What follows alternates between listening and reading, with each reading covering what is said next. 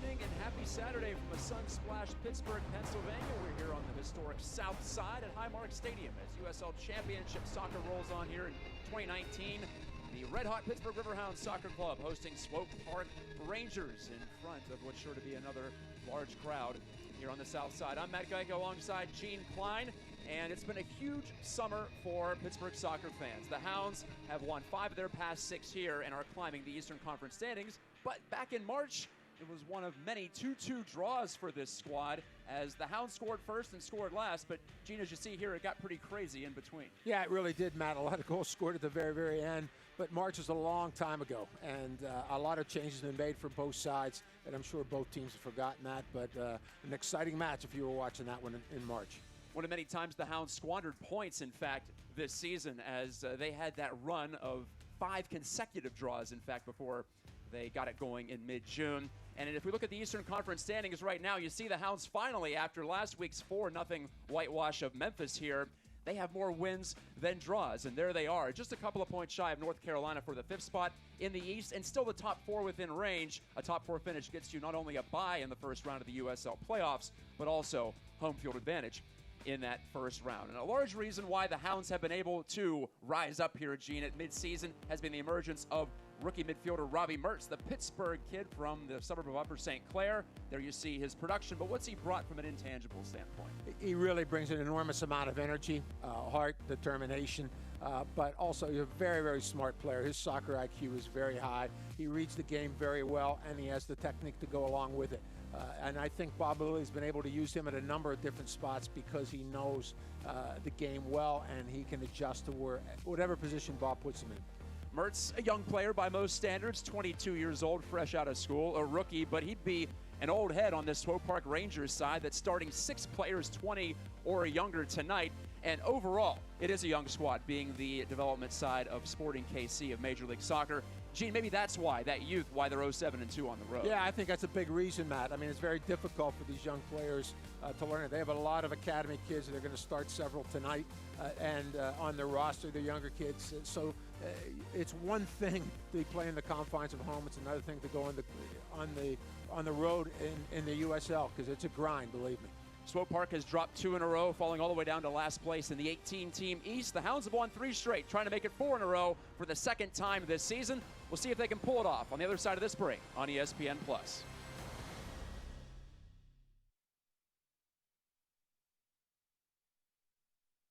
How do you turn you have cancer into you had cancer? You have us. Which means you have CAR T-cell therapy, your own nurse navigator, innovative surgery, a panel of pioneers. Everything it takes to help more patients turn you have cancer into you had cancer. If you have cancer, you have us. The AHN Cancer Institute. The Riverhounds are back in Pittsburgh for a special Friday night match at Highmark Stadium.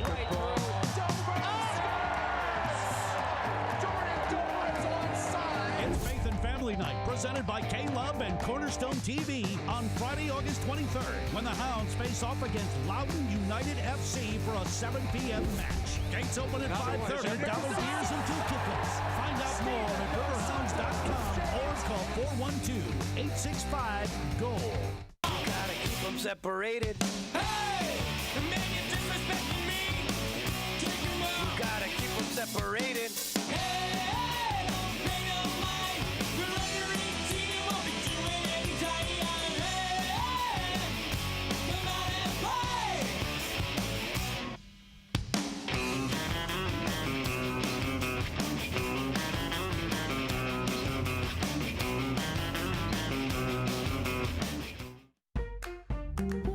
Explore a world of music on WQED. Explore sweater sessions on WQED.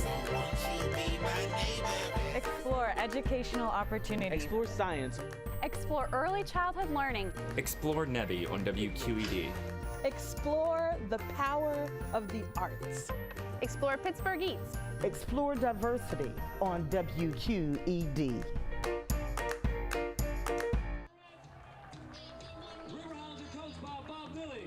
On Carnegie Science Center night at Highmark Stadium. Can the Hounds find a formula for a 4th consecutive victory? We're about to discover that tonight on ESPN+. I'm Matt Geitka with Gene Klein. Let's look at tonight's starting 11s for both sides. For the blue-clad visiting Swope Park Rangers, the Sporting Kansas City Development Club. 6 players, 20 years old or younger, including the 18-year-old keeper John Polskamp and the 16-year-old Tyler Freeman at the top of the formation. Yeah, a number of academy players in the lineup for Swope Park Rangers. Of course, Tyler Freeman, a youth national team player, played heavily with our U17 national team. And Polskamp actually came from LA Galaxy Academy, Matt. And on the Pittsburgh side, more experience, as you might imagine, being an independent club under second-year boss Bob Lilly. It's a rotation situation for the Hounds because they have 3 games in 8 days, including 2 on the road coming up. For the first time this year, Forbes and Vonkiazil don't start, so that's interesting. Yeah, that's very interesting. We're so used to seeing them in the lineup. I mean, the first guy's penciled in, and but the Riverhounds have a tough stretch of games coming up here. We have to go to Red Bulls on Wednesday, over to Carolina next weekend. So for sure, Bob Lilly has a lot of confidence in the depth of his squad, and he's going to rotate some players.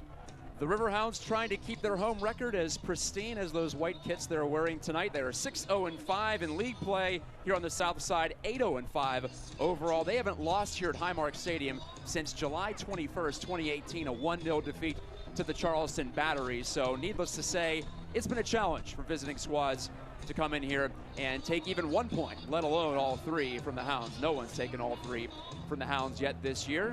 As we are just about set for the kickoff, Christian Voleski getting a rare start, standing over this one.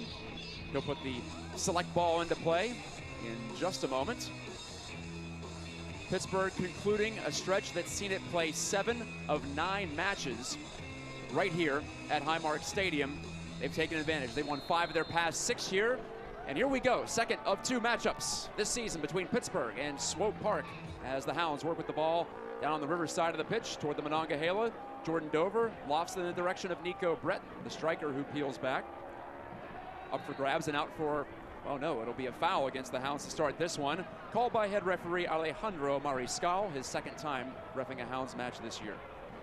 It's going to be interesting to see how Swope Park deals with, as you said, Matt. Pittsburgh, Highmark Stadium is a very difficult place to play for even the most experienced squads, and you have a young team like Swope Park who is winless on the road. It's going to be quite a challenge for them. But they have some talented kids. I'm sure the Riverhounds are very aware of that, despite their youth.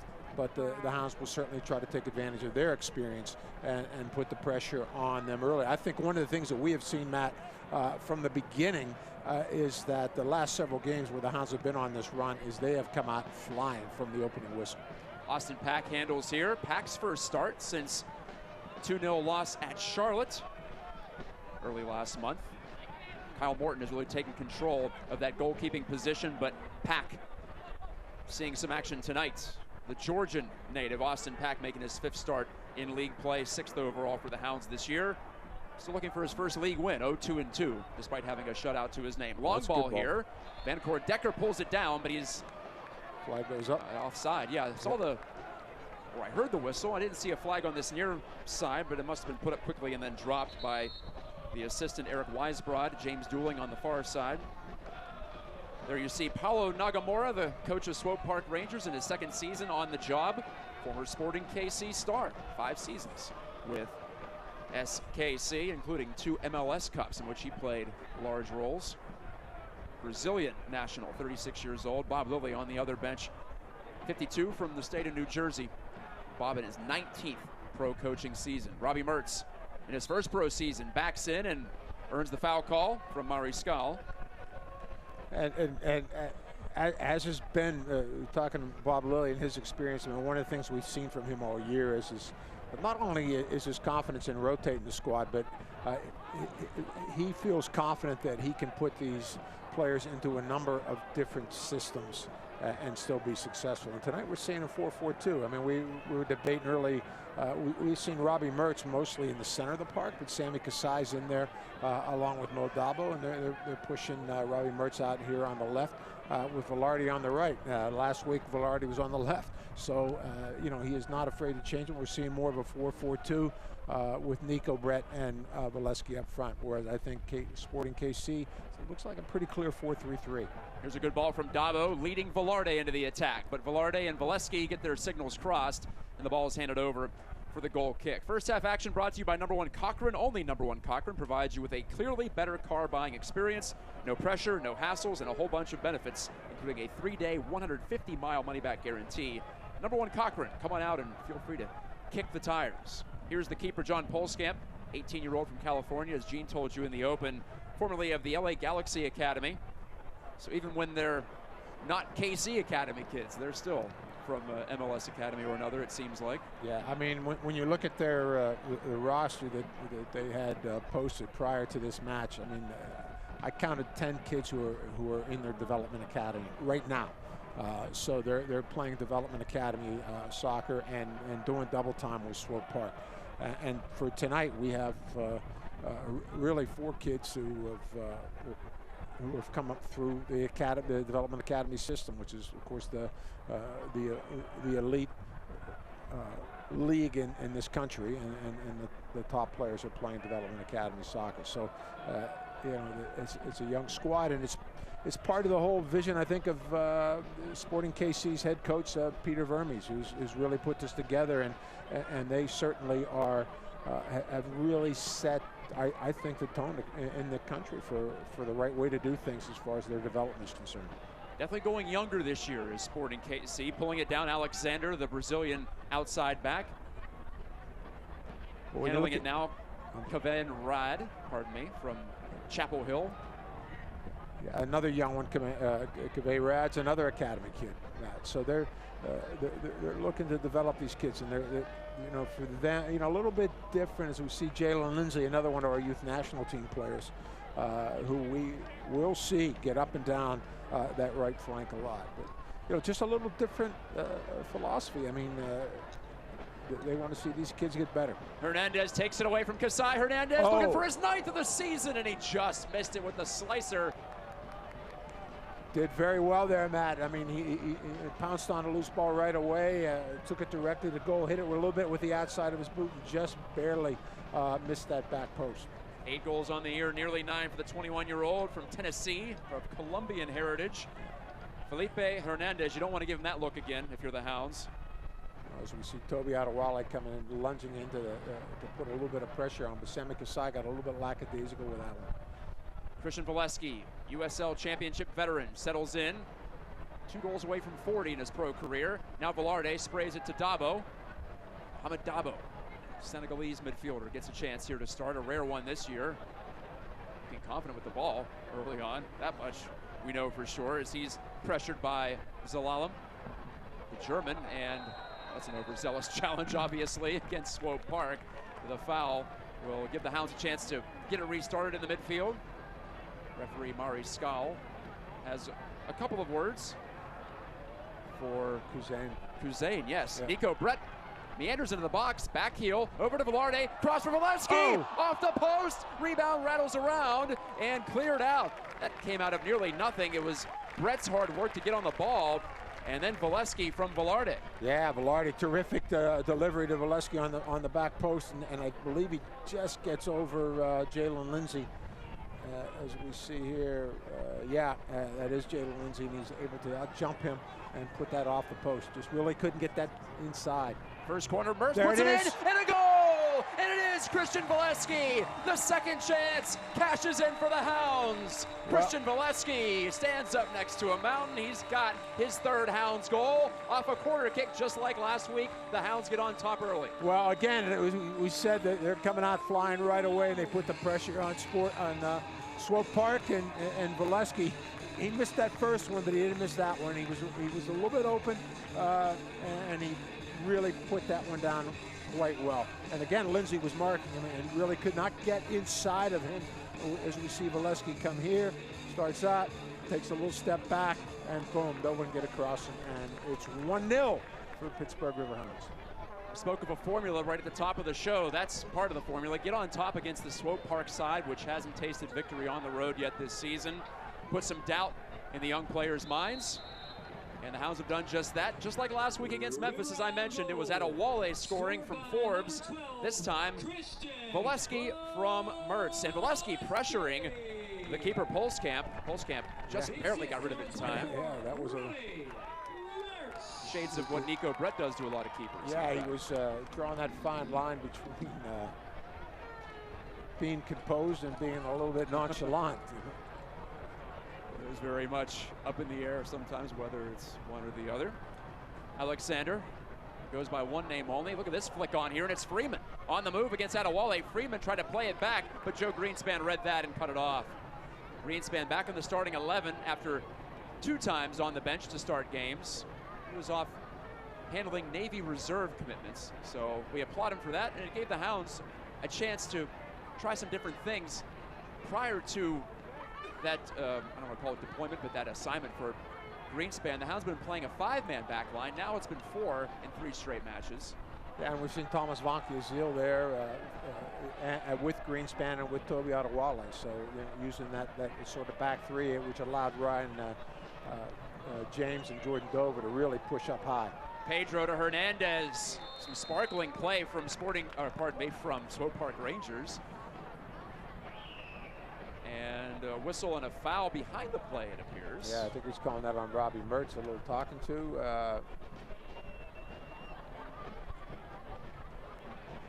Well, head coach Paulo Nagamura was asking for a lecture, I think, and referee Mariscal obliges. Zé Pedro lines up over this one. Making his North American debut, Pedro, the 22-year-old from Portugal, just signed last week. One of a couple of signings for Swope Park. And he will take it, and he clipped Hernandez as he ran past the ball. Unforced error, yeah, to say the least. Hounds get a chance to go on the counterattack because of it, and Velarde presses it. I don't think they had a chance to rehearse that much in training, obviously. The timing was not there. Again, some of the things you see a little bit with the inexperience of this squad, and of course, Zé Pedro, as we said, being a really younger player, a new player, as well as a young player. Adewale spun Hernandez into the ground. That drew some oohs and ahs from the hometown crowd. Sammy Kasai, who came up with the DC United Academy and then played college soccer at UMBC, Maryland, Baltimore County. First year as a pro. Now it's Adewale out of George Washington U. Scoots this one up the touchline, but it'll skid out. Lindsay with the throw for Swope Park. Christian Valesky's set-piece goal, the header off the corner kick, has the Hounds ahead again. Similar script, and it's a very palatable script for Lilly and the Hounds. James, look out, gave it away to Hernandez. Let's fly from distance. Maybe a questionable decision there. And he has his face in his hands after that, does Hernandez. Wearing the captain's armband tonight at just 21 years old. Be on the lookout for him. I've mentioned the 8 goals. He played 34 games for Swope Park last year, so despite the young age, he's an experienced pro. Alexander stops up, feeds to the middle here. Riley over to Hernandez, and Lindsay back to Hernandez. Swope Park setting it up. According to their tactical sheet of 4-3-3 tonight, Riley tried to make a move, but instead fed Alexander. Yeah, it's pretty straight 4-3-3. We see Kazan sitting in between the 2 center backs, and Gideon and Felipe Hernandez are pushing up pretty much as the what we would call the 8 and the 10 in the midfield. So it will be interesting to see how the Riverhounds, if that's going to make a difference with Mo Dabo and Sammy Kasai in there pretty much by themselves. But we will see Robbie Mertz tuck in as well as Anthony Velarde will tuck in pretty tight, allowing that space out wide for Ryan James and Jordan Dover. Mertz trying some finesse, looking for Brett. Mertz and Brett and Steven Dos Santos, who starts this game on the bench, tied for the Hounds team lead with 6 goals apiece. Pittsburgh was looking for more scoring depth when they signed Dos Santos and Valesky for that matter. It has been more of a spread the wealth type of a season as compared to last year when Brett led the way with 15 goals. Well done for him. So Pedro, Felipe Hernandez has been very, very active in putting some pressure, really pushing, getting up high. Velarde, Dover, and Valesky. Valesky, the 26-year-old from Nevada. Greenspan over the head of Velarde. He gives him a thumbs up nonetheless. 13th minute. I'm Matt Geica with Gene Klein, bringing you the play-by-play and the color analysis respectively here on ESPN Plus tonight from Highmark Stadium. Hounds trying to stay unbeaten. No whistle on that challenge from Dabo. Vanacore Decker went to ground. Lead ball here, Valesky. He's going to get in behind. Christian Valesky for a 2-spot, and he's stopped. I think they're calling a foul on Valesky. Indeed they are, just as he got inside the 18. Left-footed strike from Valesky. Couldn't beat Polskamp, but hard to tell when that whistle sounded whether Valesky let up a bit. Here he is trying to get around. Kave Rad. Rad goes tumbling. But, I mean, it was just, I guess they called Valesky, his left arm was out a little bit, but it was. Must have been it. Yeah, he was just running really through the ball. And Kave Rad, you could tell a little bit the difference in the physical maturity. Valesky a little bit stronger and gave him a little bit of a challenge, and Kave Rad, stumbled easily to the ground. And these young guys have to deal with that because they're playing against men. They're not playing at the same age grouping right now. So for Kave Rad, he's going to have to be stronger. Just a moment ago, Swope Park had 5 men up on the high press, 5 men in the attacking third, even though they didn't have the ball. So that tells you where they're at right now. Well, again, I think one of the things you see when you look at Swope Park and you look at Sporting, the first team Sporting KC is very, very similar philosophies and style of play and how they want to play, and it's also very similar where they are with their development academies. So they have a system all the way through from top to bottom, and it's been working well. They're producing a lot. These young kids are getting a tremendous amount of exposure and experience. They're in a pro environment, even though, as we said, Tyler Freeman's 16 years old. So they're getting this is the type of development that they need, and you can only get playing in a game of this sort. For the Riverhounds, on the other hand, a lot different, man. It means everything for them. They're making their living off this. Not that the Swope Park kids aren't, but just a little bit, I guess, different when, philosophy as to what they're trying to accomplish. I mean, they both want to win. They're both out there to play hard, but for sure, Swope Park is looking to give these kids the experience, and hopefully down the road they're going to make a contribution to Sporting KC.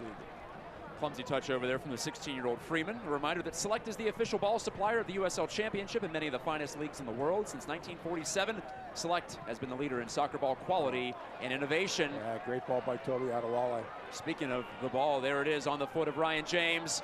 Mertz already with an assist in this match. Mertz goes for goal, and it was a redirect from Valesky and a stop from Polskamp. Polskamp did extremely well to get out on that one because you said, Matt, you called it. It was Valesky got a redirect off Robbie Mertz's shot.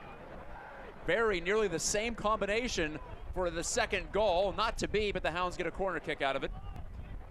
Well done by Robbie Mertz. Yeah, I'm not sure if Valesky did. From my angle, I was certain he did. I was certain he did, and I saw the replay. If he did, he just nicked it a little bit, So short-ish corner to the front post. Adewale couldn't guide it home, unlike last week. So Swope Park gets a chance on the goal kick to reset. Adewale really started that attack, though. A terrific ball to Ryan James. We're going to see, we're going to see him up and down that flank right away. And we also talked, that Robbie Mertz and Anthony Velarde will be much more narrow to help in the midfield and maybe put a little bit of pressure on Kuzain, Hernandez, and Zalelum, and really try to outnumber them there with 4-3, and then open it up a little bit for Ryan James and Jordan Dover. We haven't seen Dover get forward that much yet, but we certainly have seen James be very active on the left side. Finishing my thought, for the latest Select products and special offers, visit selectsportamerica.com. I swear they don't write these promos for Highmark Stadium games because things happen faster here. The pitch's a little tighter, the artificial surface. Do my best to get him in as I can. Lindsay, inside the touch line. That's what we love about soccer down here, though. It has sometimes more of a frantic feel. Riley to the middle, spinning, turning. It's Zalalem, and he's stripped. Well done there, Dabo taking it away, and then Brett leads Velarde, and he is checked down at the edge of the attacking third by Riley. And will we have a booking? It will be a yellow card. Mariscal shows yellow to the 22-year-old Camden Riley out of the state of Texas, former second-round pick of Kansas City earlier this year.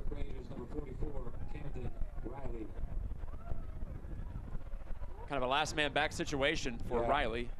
Yeah, that's clear. He got him off. He cut him off while, you know, and good. I guess you would call that a professional foul. He was able to take his momentum away from him. I don't know if Sporting is agreeing with that, but it's in the book. With Forbes out, it appears Mertz is the man on these restarts. At least he has been so far. With the right foot. The man from Pittsburgh, the Greenspan, and he couldn't get on top of it. He's saying that it was last off of Riley, but that's not how Mariscal sees it. Well, that, you know, Greenspan had way too much room there, and normally he buries that one, so it's just a little bit off. As we see this one, terrific delivery by Robbie Mertz to that back post, and Big Joe just could not get that one down. Riley came in a little bit late. You know, it's interesting, you look at Riley, you mentioned Robbie Mertz, Michigan, and Nico Brad, Robert Morris, etc. Most of the Riverhound guys, you know, Joe Greenspan, Naval Academy, most of them have college experience, whereas, you know, the elder statesman of the group for Swope Park is Vanacore Decker from Rutgers. You know, he's, what, 24 years old. So not most of these kids, as we said, have come up through some sort of academy system. Riley went to the University of Pacific, in fact. Yeah, he's the other one. Just a couple. Dover couldn't step by the pressure there from Tyler Freeman. And Jordan Dover will handle this throw. The Hounds' second-year wingback into Brett. Nico pulls it down, shielding, trying to get the shot away and could not. Corner kick, Hounds, their third of the match already. That's twice we've seen Nico use that physicality. Yeah, I mean, he held him off very, very well. Was able to get a turn on that, get a little spin, and almost make something out of nothing. Chest it, turns. Little help from Juan Kazane as this corner spins toward the penalty spot. Mertz! Oh my. That would have been an all-timer if he could have pulled that off, and he got good wood to it, but a little bit wide on the volley. That strike reminded me of another Robbie from back in the day. Yeah, it had that trajectory, didn't it? One Robbie Vincent from a few years ago. Vincent's 2015 season, which won him a spot on DC United the following year. Probably just couldn't get his hips around just a little bit to put that on frame. But he did well to get it off. Hounds pressing again. Brett on the run, pulls Scamp. Buys a little bit of time and space. Hooks up with Riley, with Valesky on the chase. Greenspan returning to the starting 11 for the first time in 3 matches. Leads this Hounds team in clears, and it's not even close. But Swope Park gets a chance to handle the ball. The Hounds with the edge in possession early. They're coming off their best possession match of the season last week. They had 58% of it against Memphis, a 4-0 win. Yeah, they really put it together last week against Memphis. It was they look scary with the options and what they could do, and we'll see if they can continue that momentum tonight. Pedro. I mean, one of the things you can see from Swope Park right away is we talked about the talent here, just a little bit younger in experience, but their comfortability on the ball is quite evident right away. It's a very, very good technique, and they're smooth, they're confident, they're composed. And as we see Zay Pedro, he's willing to take somebody on in the tight space, and he gets the corner out for the first one for Swope Park. Pedro played the last 4 seasons, various levels of the pro game in his native Portugal. And he'll put his left foot to this corner kick from the near side of the pitch from our perspective. Swope Park trying to strike back. Greenspan takes care of that header. Still not out of the woods yet are the Hounds. Freeman, deft touch to keep it alive. How about that, with the outside of his right foot. Very good there. See why he's in the youth national team program. There's a cross good one for there. Alexander. Goodness, a chance for Rad, the center back, stepping to, but wide of Pack, who made a dive for it.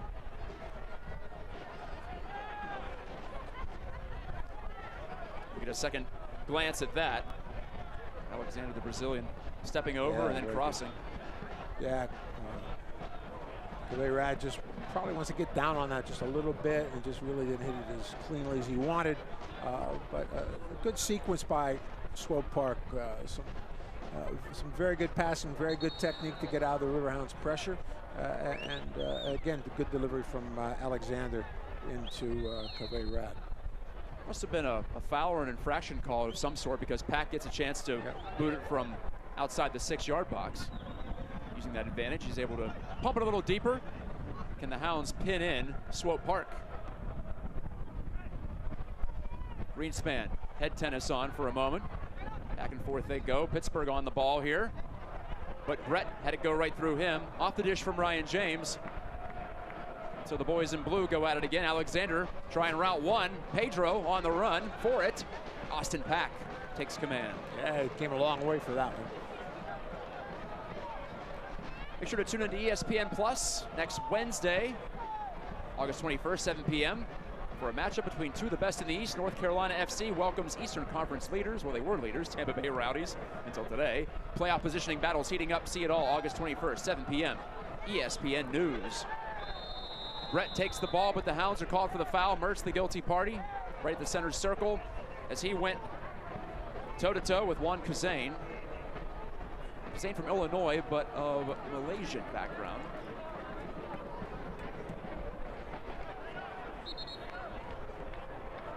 And Kazane, who's been unable to get into the MLS lineup this year. He played 6 times last season, so he's probably happy to get some playing time here. Yeah, that's the one thing that, of course, they're able to do. If you're not getting some minutes with the first team, or maybe returning from a knock, or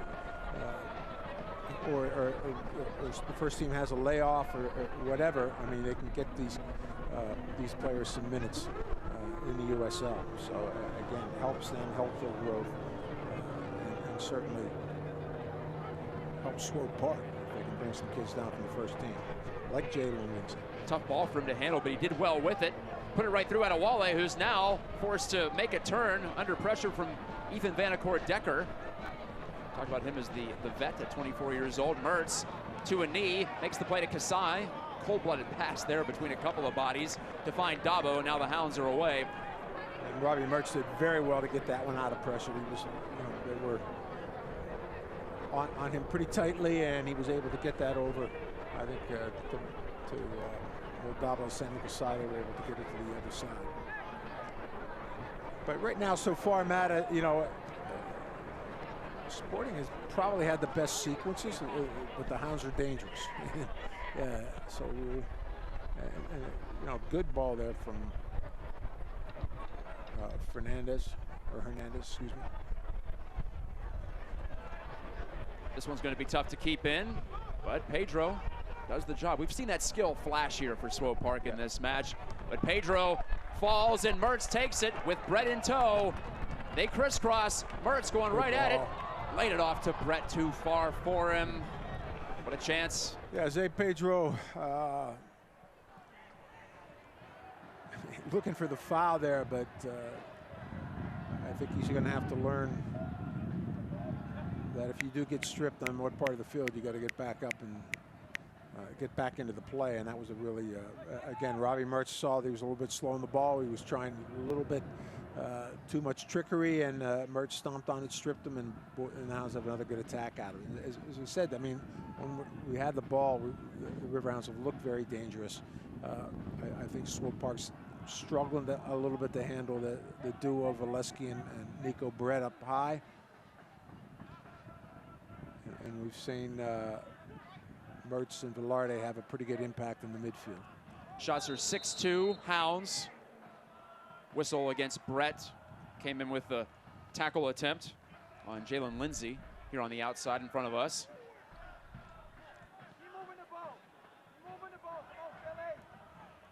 Swope Park won 2 of 3 prior to this 2-match losing streak in which they've been outscored 6-0.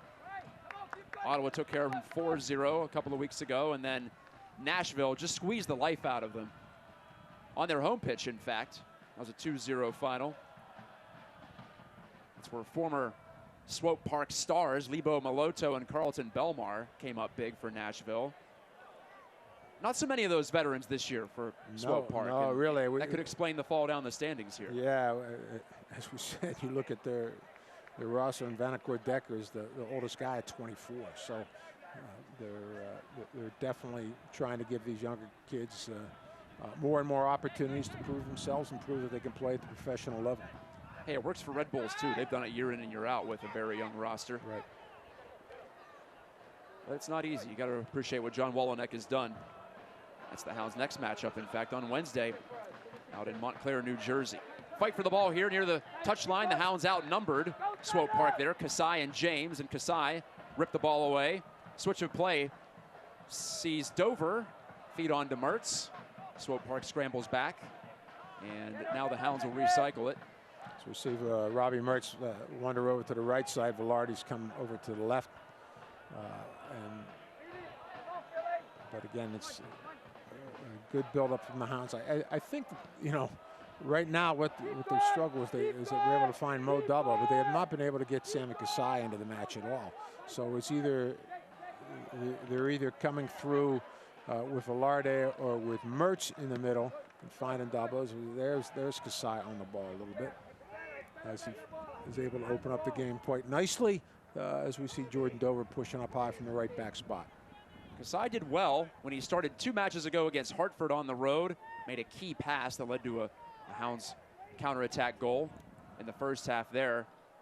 I was talking to Kasai this week, in fact, and said his first pro season has been enjoyable. He loves the intensity of the Bob Lilly practices. He knows he's gotten better because of that. Velarde, can he keep it in? No. Off the one-touch play by Kasai. Velarde is another rookie professional who's had his ups and downs this season. It appears he's getting some of that confidence on the ball back that we saw very early on this season. No, no question. I mean, he's very good on the ball. Like to see him maybe a little bit more active without the ball, trying to work between the lines to try to find it. A little inconsistent with that right now, but I think certainly a lot of upside with Sammy Kasai. Zalalem, Riley, trying a long one. Greenspan has that handled very well, but picked off by Zalalem, who read the play.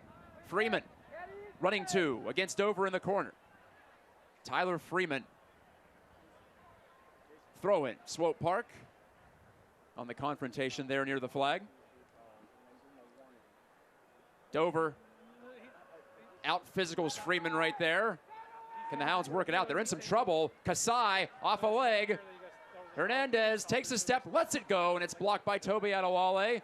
But it comes free to Freeman. He's bumped down. Penalty kick. Yep. Hard to argue with that one, although the Hounds will try. Swope Park gets a chance to knot it up. Yeah, the Steel Army doesn't like it, but Tyler Freeman does well, tries to get the shot off on the turn. And I think Mo Dubbo a little bit reckless with his challenge here. And, yep, puts his arms up, and he got it from behind. Put the leg right into the backside of Freeman. So it looks like Zalalem, Matt, is going to step up for this one. Swope Park just 1 for 3 on the PK this season. Zalalem, a lot of international experience, spent a lot of time, several years in the Arsenal system. And also another one of our youth national team players from a few cycles ago. A nervous moment for the Hounds. Austin Pack, who stopped a PK against Dayton in the U.S. Open Cup here in his Hounds debut. That was a few months ago. Can he do it again? And now he's trying to cheat a little bit, and Alejandro Mariscal gives him his marching orders. Heels on the line again for Austin Pack.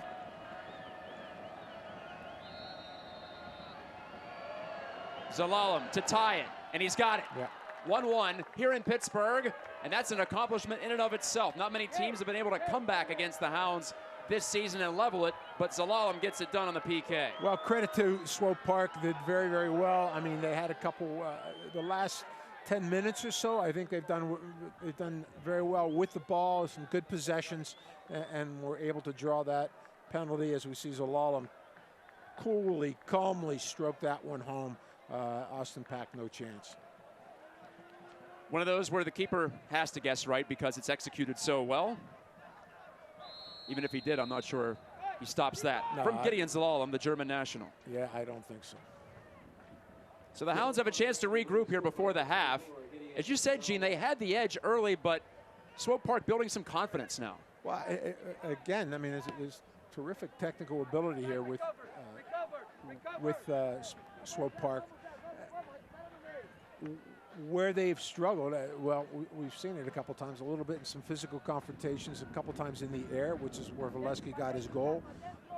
And as we see it right there again, Valesky here's to Brett, trying to cut back a second time, and it wasn't the charm. Riley headed it off. Got right in the way, did Riley. He was probably beaten on the first move, but the second move didn't pan out. Yeah, and I think there's a reason, you know, I mean, Bob Lilly always does his homework, and you know, he looked at this with some of the younger kids in the back, and he knows Valesky's very good in the air, as is Nico Brett, and he goes to a 4-4-2 and occupies both center backs, and they've struggled with that combination a little bit. To your point earlier, it does feel like the Hounds, when they've had their chances, they are more consistently dangerous. But Swope Park is getting more of the ball as this first half moves along. Yeah, they really are. I mean, I really like to see the Riverhounds just kind of settle down and make Swope Park chase the game a little bit. Instead, Swope Park has had the ball, and I think they've picked up their confidence. They've, you know, the technique is there, the technical ability. They're comfortable on the ball, and they're willing to possess it and knock it around and play out of pressure. And some of that Swope Park high pressure has led the Hounds into some nervous moments and some shaky touches. No, that's a great point. I mean, they've done very well pressing as a group, and you know, when they step up together with the three up front, bring their two outside backs up pretty high, it's put the Riverhounds under pressure, and it's disrupted their rhythm. They haven't controlled the tempo, I think, the way we have seen the last several games here at Highmark. Fans, the USL unveiled its elite youth platform, USL Academy. This allows clubs at all levels across the league to develop their local youth and compete at the highest level across the United States, including the USL Academy Cup. For more information, visit uslsoccer.com/academy. Chasing this ball down for a throw-in is Dover. And so Pittsburgh, they'll have their halftime adjustments, but still a chance to bounce back before the break. Mert scored late before the halftime whistle last week to put Pittsburgh in command 2-0. And the embellishment from Zé Pedro buys the foul call. Velarde saying, I didn't do much, but apparently it was an accumulation of fouls here. Right, enough to put him in the book. Yep.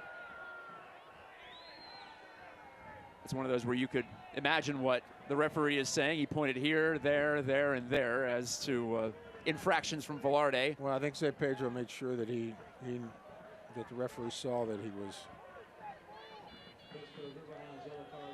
Well, that much is true. Well, Velarde basically gave him a little hug with his left arm, but I didn't. If he touched him in the face, it wasn't much. But it was definitely a foul, and it was contact above the shoulder, so he certainly should go in the book. But speaking of yellow cards, Joe Greenspan has 4. One more earns him a suspension, but one more game without a yellow card takes one off the book per USL Championship rules. So if he can get through this one, then he's out of that danger zone, and that's a significant development on its own.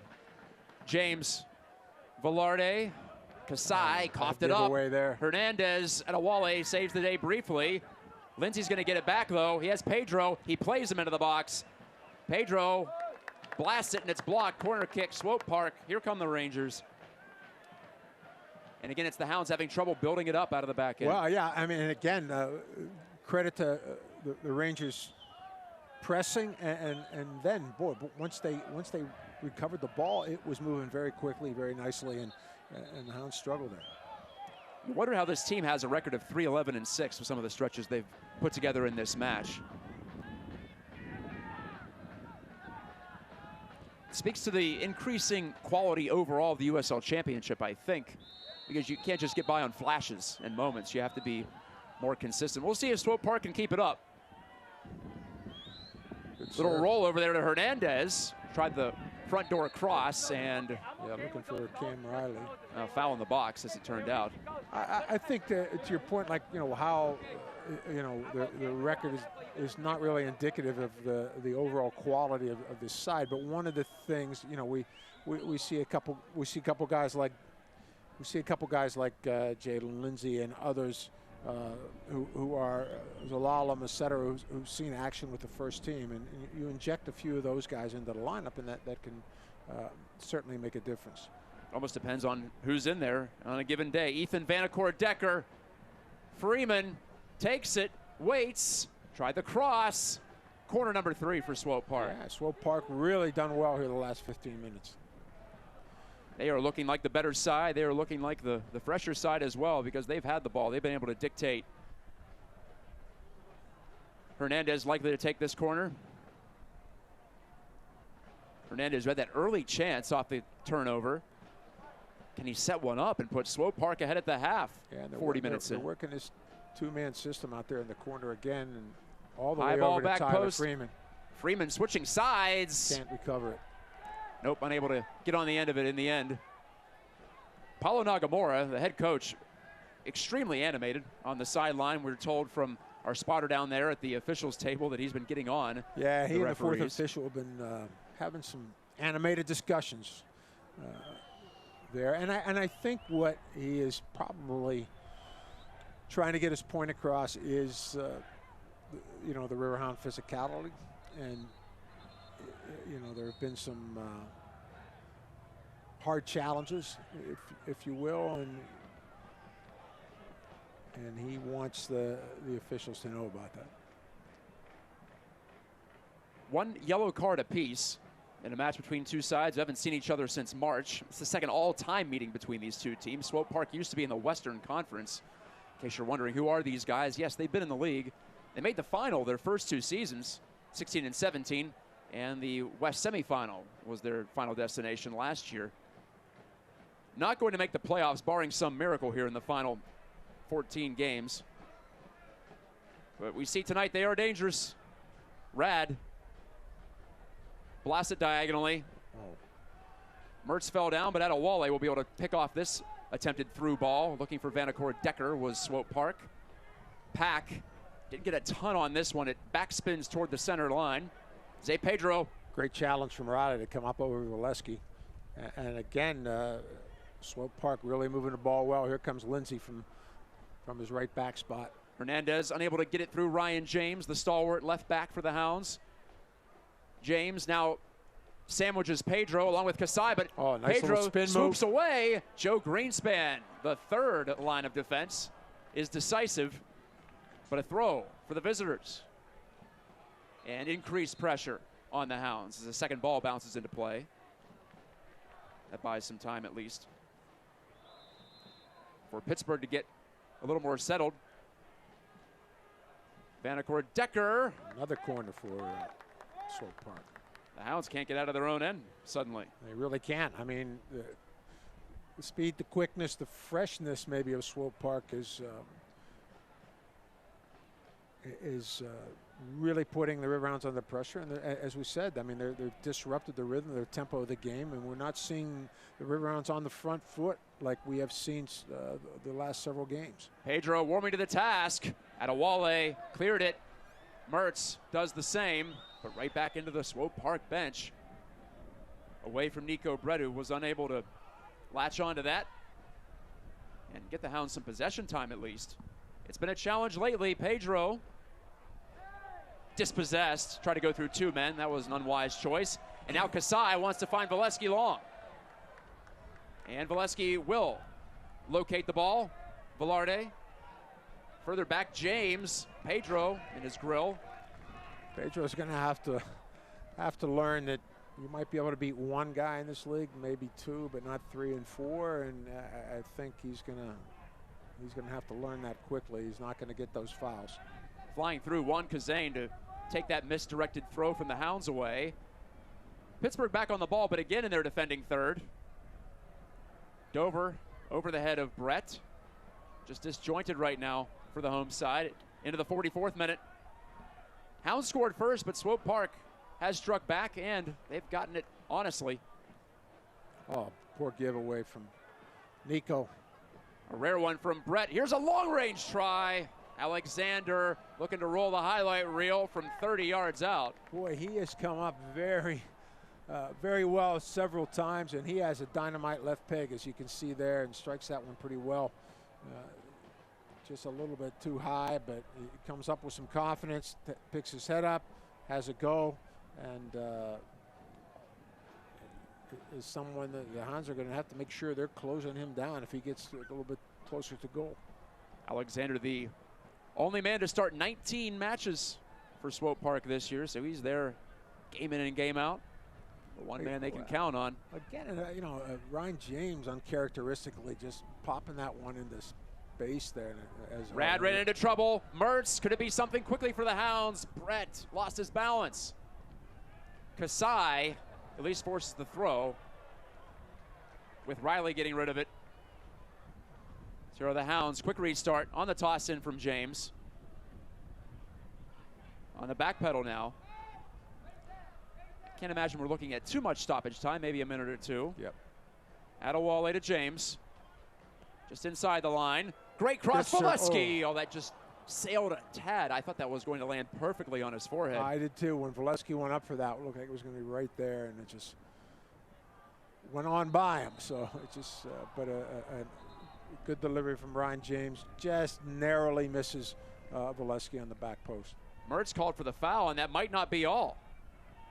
Well, I think that's his third hard foul. I'd be surprised if, no, he's got another talk. Yep, no, there it is.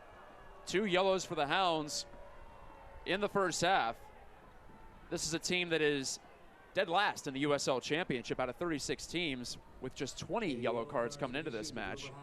Uncharacteristic here. Yeah, very, Matt. We haven't seen that. I mean, I can't remember the last time we saw a couple cards in the first half.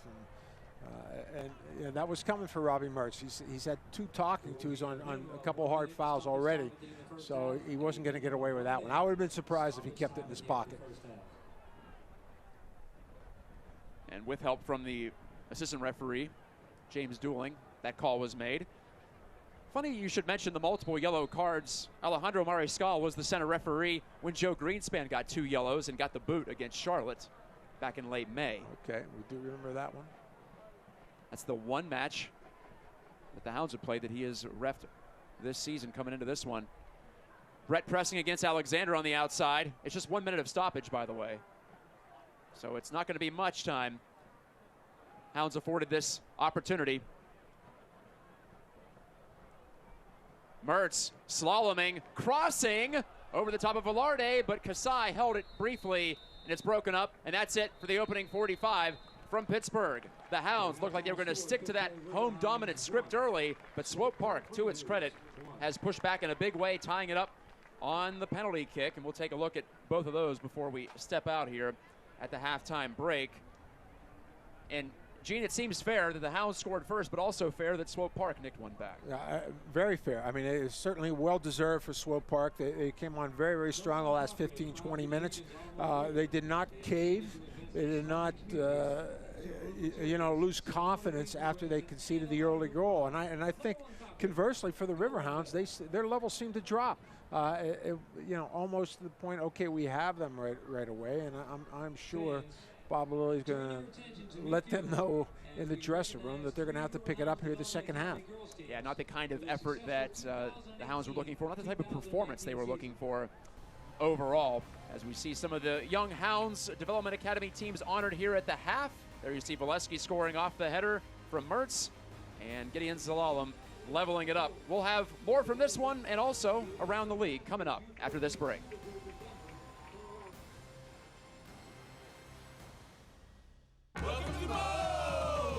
At Moe's, we've always been real Southwest. And we're proud of it. It's in our name after all. And we've always been real people, using real Southwest flavors, making real Southwest eats. And we've always built everything right on the line, fresh, just for you. Real, fresh Southwest. Welcome to Moe's. Try Moe's new Moho chicken, made with all-natural chicken breast and a refreshing citrus sauce. All right, that's enough, you two. Don't paint your brother. No, you can't eat the clay. What can I say? Moms just know. I'm Christine Sorensen, and as a mom, I know parents know a lot. But for the few things we don't know, there's Kidsburg, your go-to resource for all the great things in our area for kids and families. Everything from kid-friendly events, creative learning, and help for parents. It's every Wednesday on KDKA TV, emailed to your inbox and online at kidsburg.org. Okay, we hear you. Due to popular demand, #1 Cochran Nissan's 3-store supergroup just added store number 4. Introducing #1 Cochran Nissan Cranberry and grand opening offers at all 4 stores. Lease the all-new Altima from just $209 a month or 0 APR for 3 years plus $2,000 customer cash and $1,000 extra for trades at #1 Cochran Nissan now. Gotta keep them separated. Hey! Man, you're disrespecting me. Take them out. You gotta keep them separated. Hey! Don't pay no mind. We're under 18 and we'll be doing anytime. Hey! Come out and play.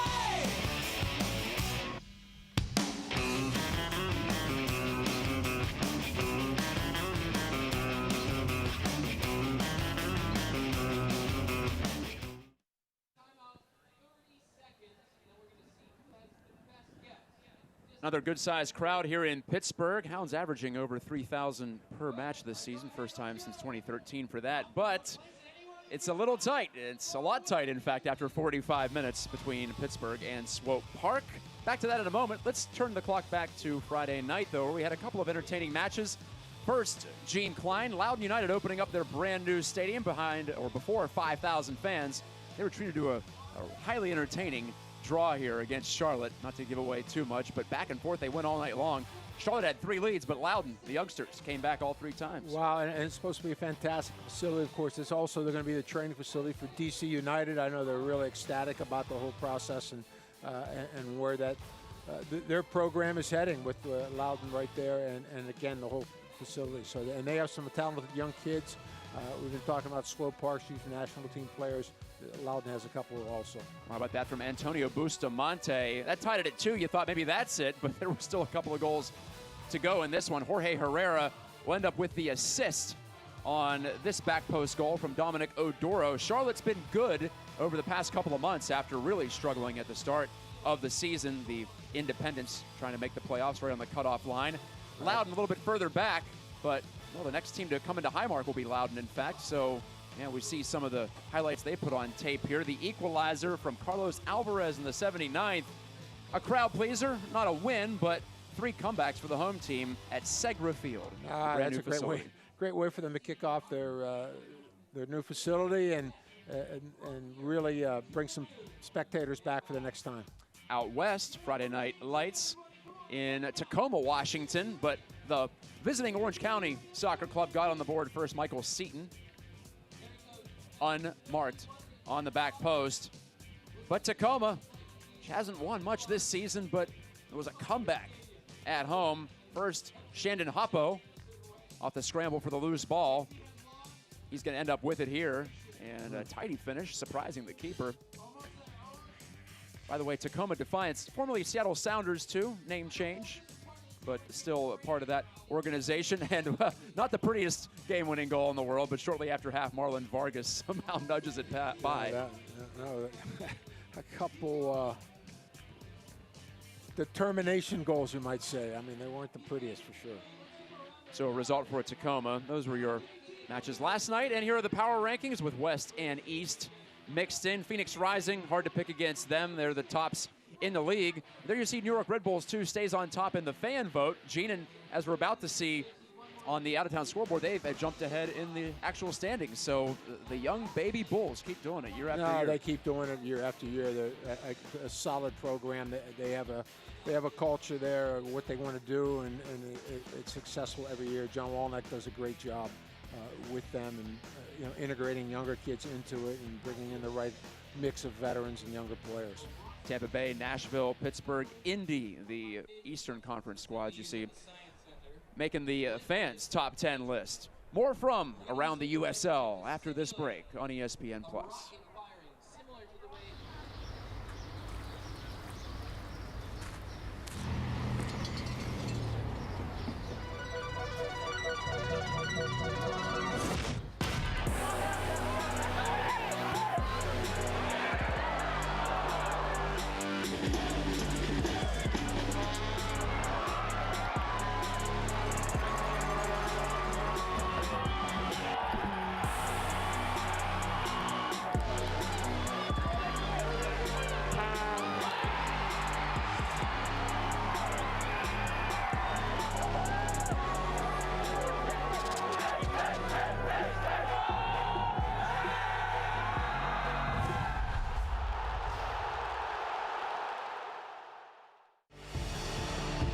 Fortune can hit from here. Oh! McCarthy once more. Blacked it back in, and it's a goal for North Carolina FC. Big shot and scored. And Ben Spees lets one fly and drills it.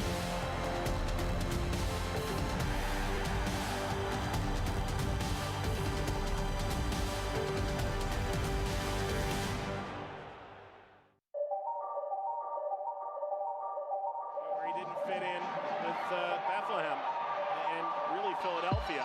Frater, lofting, header, snap, in! New Mexico to run away with it. Weehan stealing it now. The ball. Fortune can hit from here. Oh! And how about North Carolina FC? Cooper gets the return ball. Now Chavez to have a goal! What a strike from Ivan Chavez! His fourth of the year at Fresno FC. Moto flipping it in towards the... Oh, what a save! Tejas in a second save! Dos Santos was in behind. Oh, that's the one! Toby had a ball and makes it 1-0. Don't stop it now. Second goal of the year has Pittsburgh.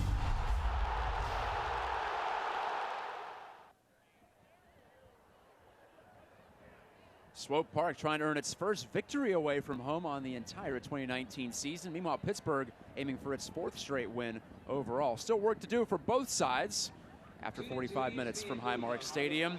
I'm Matt Geika, and here are your USL notes, refreshing as always. First of all, top of the list, Phoenix Rising, top story, has to be in the USL, is their continued league record win streak. It's at 12 going into a matchup against the visiting El Paso Locomotive FC. More on them later. And we just touched on this in the previous segment. Congratulations to Loudoun United on opening brand new Segra Field, which will also be the training ground for their parent club DC United of MLS. 3-3 draw, 5,015 fans. That was a season high, as you might imagine. The big attraction, the new shiny palace for soccer down there in the capital region. So good for them. I'm looking forward to the Hounds' first trip down there later this season. And El Paso, in the wake of the massacre, the Locomotive getting behind the effort to raise money for these survivors. 150,000 in victims relief donated by the ownership group, and applause to San Antonio FC as well for chipping in. Earlier today, well, you saw New York Red Bulls pushing to the top of the power rankings, or close to it. They are now at the top of the table in the Eastern Conference, as you're about to see. 5 second-half goals at Hartford. Hartford led 1-0, then 2 red cards on the same sequence. Yes, you heard me right. Ended up tilting the tables in favor of New York. So playing 2 men up, the Red Bulls took full advantage, as you see there. No score, Birmingham and Tampa. Nashville and Bethlehem. Hounds keeping an eye on Nashville, just ahead of them in the standings. Same deal with North Carolina at Memphis. And St. Louis and Charleston, more of a battle for positioning near the bottom of the Eastern Conference. playoff table. And look at that table reveals the top 10, which are all going to make the playoffs at the end of the day. Top 6 get a bye, so the Hounds are within that barrier at the moment. Just 3 points up on Louisville and Ottawa. And a chance tonight, if they can get more than 1 point, they will move into 5th and creeping closer to that top 4, which is a goal to get that first round home playoff game. Much at stake, and Tampa Bay trying to get back on top in the East. That's been a great battle between them and New York. Warm-ups underway as we lead into the second half here in Pittsburgh. Dusk falling. We'll see what happens, what drama unfolds in the second half after this on ESPN+.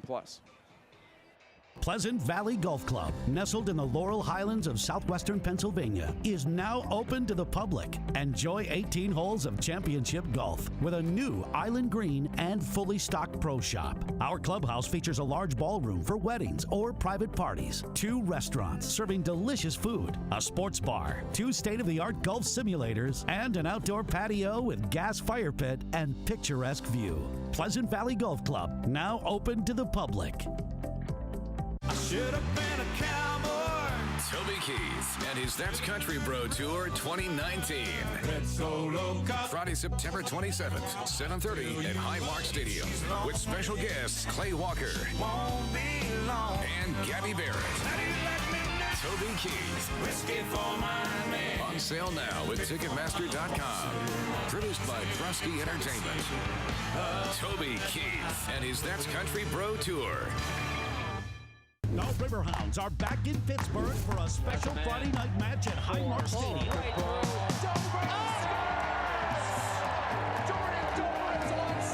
It's Faith and Family Night, presented by K-Love and Cornerstone TV on Friday, August 23rd, when the Hounds face off against Loudoun United FC for a 7 p.m. match. Gates open at 5:30, dollar beers until kickoff. Find out more at riverhounds.com or call 412-865-GOAL.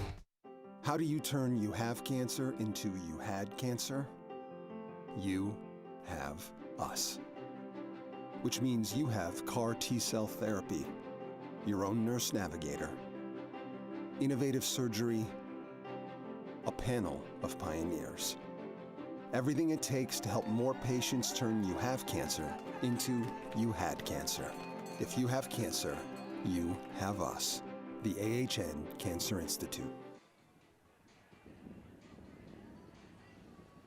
Back at Highmark Stadium on the south side of Pittsburgh, let's look at those first half highlights before we get things totally revved up for the second period of action. Early on, the Hounds in control and had the first couple attempts of the match on net, and then breaking through here after Nico Brett battles, he ends up giving to Velarde, Valesky off the post, but shortly after that, after the corner, Valesky got a chance for redemption, didn't he? Yeah, Valesky hit that one off the post, but he doesn't miss on this one, Matt. Great delivery off the corner. You see Valesky backing into Jalen Lindsay and is able to get that one into the back of the net. A lot of shrugged shoulders for Swope Park, but give the Rangers credit. They came bursting back, eventually earning a penalty after a Hounds turnover deep in there, defending third. You see it there. Hernandez shot was blocked, but off the ensuing chaos. Yeah, it goes to the young player, Tyler Freeman, the 16-year-old new national team player. He gets knocked by Matt Modabo, and Lalalem buries the penalty kick. Swope Park, if you believe in momentum through a half, the Rangers have to have it. But, of course, Pittsburgh has the unbeaten record here at home, and they have the experience over this young team from Kansas City, Kansas. And Swope Park will be moving from right to left against the wind in the second half. Wonder if that'll be a factor here. As the Rangers seek out their first road win of the season, they're at least not behind, which is a lot more than most clubs can say this season here in Pittsburgh after 45 minutes. Mertz chests it down, and here we go. Greenspan. Can Pittsburgh come out of the gate on the trot? Velarde tried to beat a couple of men, could not get by Alexander here in front of us. Back the other way, but an errant ball on the switch of play. James gladly takes the throw for the Hounds to Mertz. Robbie Mertz, the Pittsburgher, has another point. Give him 2 assists to go with his 6 goals on the year. The rookie midfielder, Now looks on as the ball comes to the foot of Dover. Jordan Dover, the Hounds wingback. Didn't like what he saw. Pittsburgh working in the 4-4-2 per the tactical sheet handed to us this evening. No changes at the half for either side, in case you're wondering. And Swope Park in the traditional 4-3-3, so they're both matching up quite well, and it's going to be interesting to see if there are any little tactical changes that either side is going to make this game decided. Velarde to Dover in there the box. Is. It's in. Nico Brett with the magic touch at the edge of the 6, and the Hounds have the lead again on a beautiful build-up for Pittsburgh. Nico Brett rocks the Casbah once again. That's his 7th of the year, his 22nd as a Riverhound. Well, terrific build-up, as you said, Matt, from the Pittsburgh Riverhounds, but what a great finish by Nico Brett, just working his butt off to get into the box and get on that. And Velarde makes this happen. Great little delivery here. Ball to Dover, and Nico Brett stretches for it, but is able to put it in there, directed towards the back of the net. 46th minute goal for Nico Brett, and Jordan Dover gets the rare assist. That's a couple on the year for him. And Brett just enough spin on that sliding attempt to knock it off the post. Boy, that thing happened really, really quickly, and again, that's the kind of start the Riverhounds want. They started the game that way. Their performance tailed off a little bit. Swope Park picked it up. We'll see how Swope Park responds to that goal. Brett, the former Robert Morris University star. If you're not familiar with the area, RMU just up the road in Moon Township, about 20 miles away from downtown. He was a 3-time Conference Player of the Year. Had 100 points even at Robert Morris. Then went on to Portland Timbers. Drafted there, played for their development squad. Didn't catch on after 2 years. That's when Bob Lilly came calling, and what a call that was. Bob was trying to recruit him for Rochester before the Rhinos went on hiatus. But Rochester's loss was Pittsburgh's game. Valesky to Brett. Hounds suddenly looking spry. Nico turns this way, and that 27-year-old Jamaican dispossessed there by Freeman. Fine work to come back, but he gave it right away to Dover. Mertz back into the attacking third. Slid it through away from Velarde. Dabo keeps Swope Park bottled in. Swope Park is really bottled in. I mean, Tyler Freeman's been playing deep into this end here, and I don't know if that is an adjustment or it's just because the Riverhounds have really put them under. I had to look twice to make sure it was number 23. I didn't expect to see him back there. Freeman, the 16-year-old youngest player on the pitch, as you would imagine. Youngest player the Hounds have faced this season, I know that much. And he's a true academy project from them, a homegrown player, and they've really done well to work him through the system. Well-weighted ball out to Mertz from Velarde. Robbie Mertz, right on goal, but Polskamp. John Polskamp, speaking of teenagers, 18 years old, made an early save on a Christian Valesky deflection. Could have made it 2-0, remember that.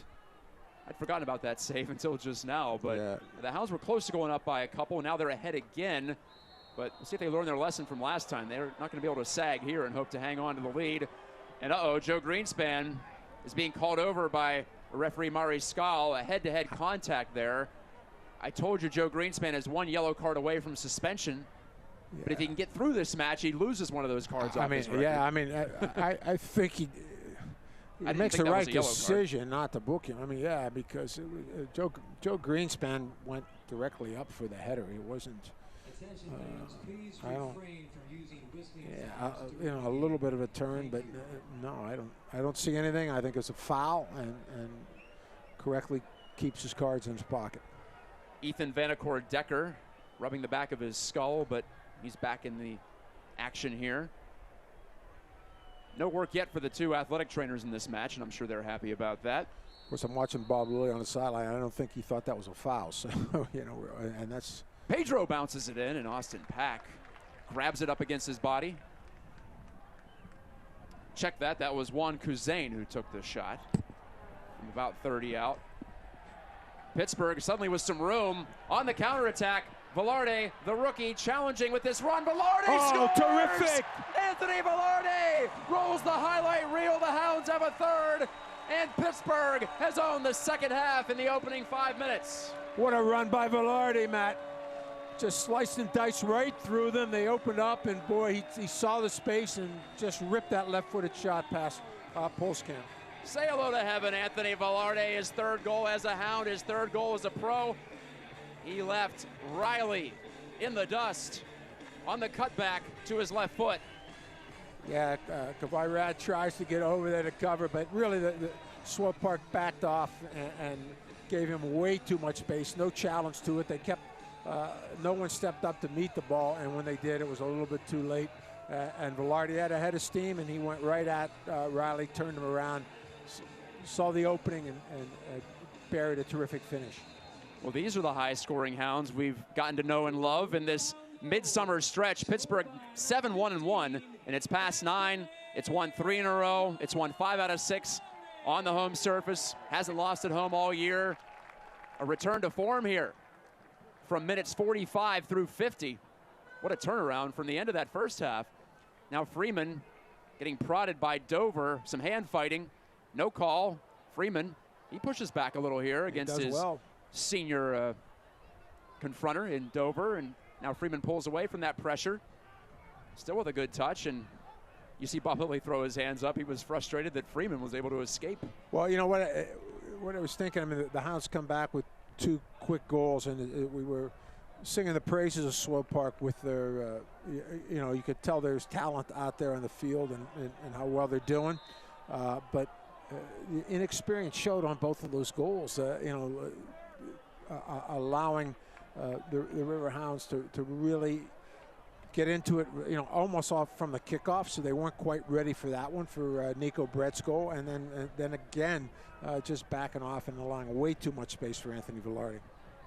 Alexander acting like he was hit in the jaw and the teeth, and just as I mentioned, the athletic trainers not being needed. Here comes Jake Brown back. Yeah, kiss of death, man. Dutifully to the side of Alexander.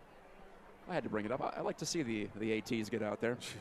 Not in this situation, but hey, I want to just sit there the whole game. Here's a look at it. Valesky, I thought it was the studs of his boot, in fact, that got up. Yeah. And a delayed reaction from Alexander, but I'm pretty sure there was some significant contact.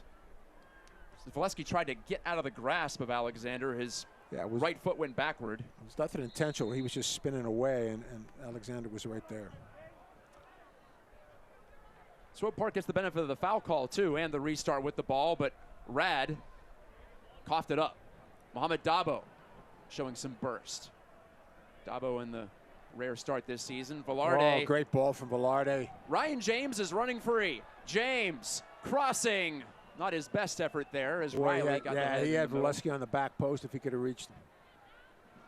Usually Ryan James is pretty accurate with that amount of space and time to line it up. Brett takes it from Dover on the ball over the top. Nico Brett then shoved by Riley. No foul. Thought that was pretty obvious there, especially with Mariscal making more calls than usual, I would say. Yeah.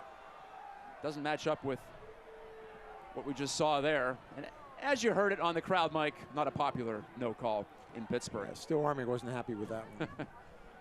Indeed they weren't. Down to our right in the Paul Child stand. I'm Matt Geico with Gene Klein, bringing you the action. 3-1 Hounds. Pittsburgh has 2 goals in this second half to regain command. Now Valesky swoops right in front of Alexander. Looking tentative suddenly was Alexander. Velarde, negative ball, not a great one, and picked up in full flight by Hernandez. He halts, waits for someone to join him. Zay Pedro's open on the far wing. Oh, does well. Pedro plays it ahead. James commits the foul, and it's going to be a card too. 3 yellow cards against the Hounds tonight. 20 coming in the first 20 matches of the season, but 3 in the first 56 minutes of tonight's match. So James got beat on a deft touch from Zay Pedro first time. Not saying it wasn't a foul, but James is up in arms literally about the card. Yeah, I think, and Zay Roberto's done very well to make sure the referee knows every time he's touched. So, you know, it was a brilliant touch by Ryan James, and Ryan James tried to get across him a little bit, but right away, as soon as there was contact, he intelligently draws the foul and also gets a yellow card out of it. It wasn't long ago that Swope Park played a 4-3 game that they won against Hartford Athletic. Not that we're headed there necessarily, but here's a chance for the Rangers to make it interesting. Not that it isn't already, but Pittsburgh putting its foot down to start this second half. However, big opportunity, 20 yards out. Hernandez has 8 goals on the year, talking things over with Zay Pedro, the newcomer, making his Swope Park debut. Pedro's the left footer. We've seen that tonight. Well, they have Riley, the center back. There's a Lallam in there. Good Pedro! shot. Wow. Just an inch outside the right post. Yeah, I mean, for a second I thought Austin Pack was beat, but just a little bit outside for sure, but well struck from Roberto. So Zay Pedro, you see why the signing was trumpeted in Kansas City. And Pack was just a touch late reacting, but the ball offline. Austin Pack, his first game action in more than a month, too. Let's keep that in mind. Mertz, advantage given as he pulls away. Robbie Mertz, can he make it 4 for the Hounds? Gives to Brett, pass a little behind him. Brett, who has a goal in this half, made it 2-1. Good ball, overlapping run for Dover. Jordan Dover, blocked by Riley, gets it back and shoots, and that's blocked again. Hounds wanted a handball in the box, not gonna get it.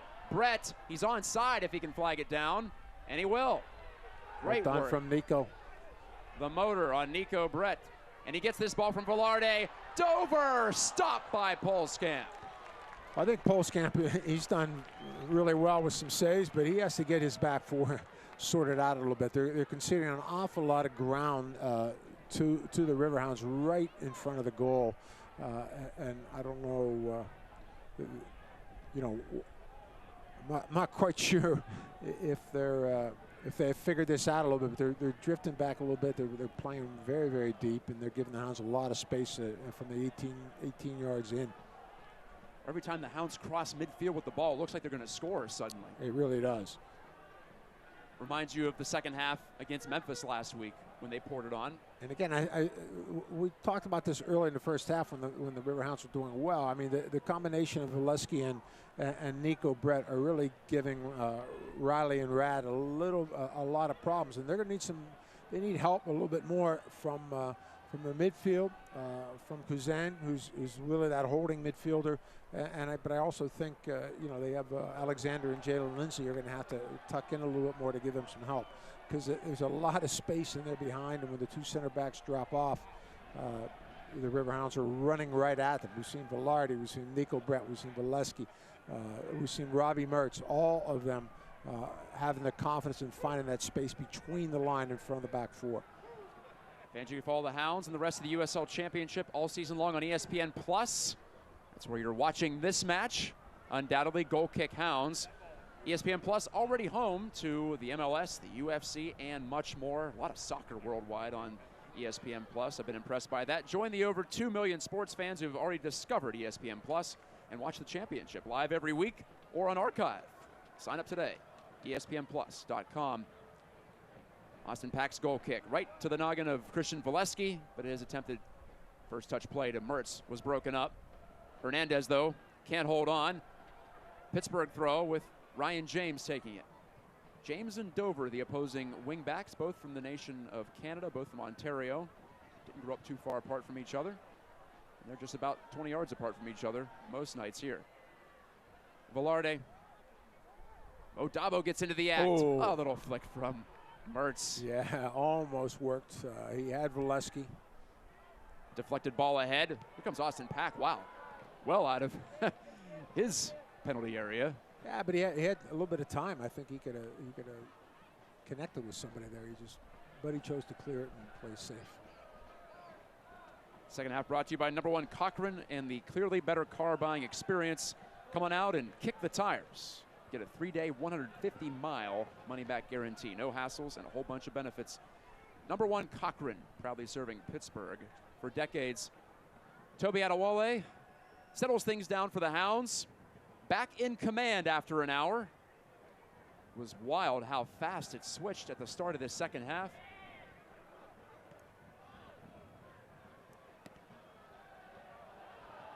Long one to Valesky. Christian Valesky has a goal tonight. Foul called against him. He can't believe it. Now Polskamp trying to grab the ball away from him. And Mari Skal, who's had an itchy trigger finger with the cards tonight. Every time he comes over, I think he's going to go back into the back pocket. Not this time. Polskamp's going to put it back into play. The Hounds are readying some substitutions. Thomas Vanke is one of them. Noah Frankie is the other. Frankie the winger / wing back. And Vanke is well, he's played everywhere for the Hounds except for keeper, it seems like, but usually a defensive midfielder / center back at times. As we see a couple changes for Swope Park also. 3, in fact. Swope is going to the bench in a big way. Or pardon, 2. I see Alexander over there. I thought he was one of the subs, but he is not. So 2 apiece coming up. So Jalen Lindsay is taking his leave, as is Tyler Freeman. So the 2 youth internationals are being sub for. And for Riverhounds, it's Frankie for Velarde. And Ayoub Alak in for Freeman. 21-year-old Belgian Joe Greenspan checks in. Coming out for Vanke Azil. So I think the Greenspan substitution, Matt, just a way to protect them with that yellow cards, especially the way they've been dished out tonight. So Bob really doesn't want him getting that extra yellow. He's having a long talk with Velarde, who I think has had a very strong match, and especially here in the second half, he's done very, very well. So I'm sure there's some other reasons why Bob has tried to put in Frankie, or gone to put in Frankie, excuse me. Has to be a strange feeling for Thomas Vanke Azil, the second-year pro. Hasn't missed a minute this season. Forget hasn't missed a start. He hasn't missed a minute. The only Hound who could claim that coming into tonight. So he'll try to see this one out in the final 27 or so. And he gets an early touch on the rollout from Austin Pack. And Pack in pursuit of his first USL Championship victory. Has a good shot at it with the Hounds up by 2. I'm Matt Geika with Gene Klein, bringing you the play-by-play and color analysis, respectively. Tonight on the banks of the Monongahela. Goals for the Hounds tonight. Valesky in the first half. Breton Velarde in the second half. Sliding down Alec to pry that ball loose. Ayoub Alec now lost control. Man, he gets in the way of Valesky, and referee Mari Skal says play on. He is not the most popular man in Pittsburgh tonight, as you can hear. He's getting the crowd involved, that's for sure. That's one way to look at it. Yeah. Trying to stoke the fires of passion for soccer in Pittsburgh. The Hounds don't need much help this summer. How good have they been? This is now 11 goals in still parts of 3 matches. If they can get to 4 tonight, that's the first time in franchise history, so they have that still ahead of them as a potential goal. Well, they've been very, very dangerous, you know, these last several games, and it's great to see them clicking and putting some balls in the back of the net. Interesting with the substitutions, we see, you know, Swope Park and the 2 youth internationals, maybe, you know, Tyler Freeman, Jalen Lindsay, both 2 young players who've spent time in Bradenton with the youth national teams, and you know, still getting their feel. I think a little bit of the professional game, a little bit different. Seen both of them be a little bit more effective, but you know, Tyler Freeman had some spurts, and of course he drew the penalty kick, which put the Rangers level with the Riverhounds. Renico Clark checked in too. He's playing on the back line right now. He, along with Zay Pedro, were signed not as a package deal, but signed at the same time last week.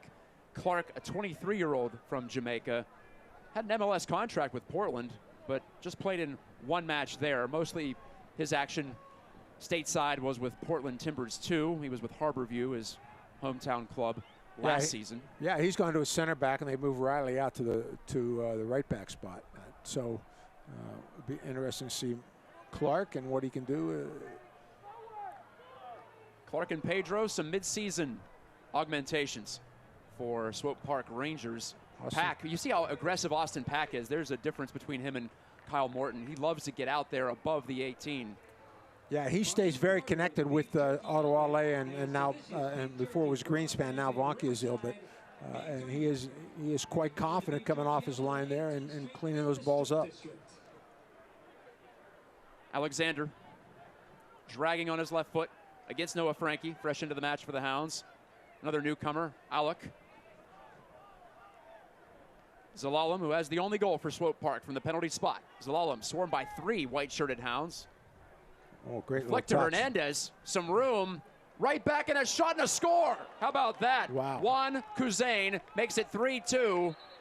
And Swope Park running that ball back out to the midfield stripe. They have 24 minutes to try to tie this match. Was that Kuzain or is that Roberto? Kuzain. Yep. Kuzain off the feed from Hernandez. Squares up and blasts it left side of the net against Austin Pack. No, Zay Roberto. Oh, pardon me. That was Zay Pedro. Yeah, Excuse me. Pedro. Sorry, I keep saying Zay Pedro, yeah. So Pedro, 70, not 75, my fault, connects.